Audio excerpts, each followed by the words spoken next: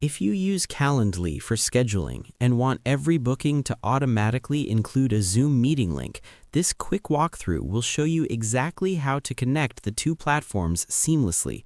No more manually sending links, just set it up once and let Calendly handle the rest. Start by logging into your Calendly account and opening Account Settings. Then navigate to Integrations, locate Zoom and click Connect. You'll be prompted to log into your Zoom account and authorize Calendly to access it. Once connected, go to Event Types in Calendly and either create a new event or edit an existing one.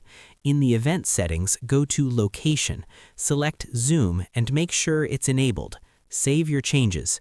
From now on, every time someone books that event, Calendly will automatically generate a unique Zoom meeting link and include it in the confirmation emails and calendar invites. Your Calendly events now include Zoom links automatically for every booking. Thank you for watching and see you on my next video.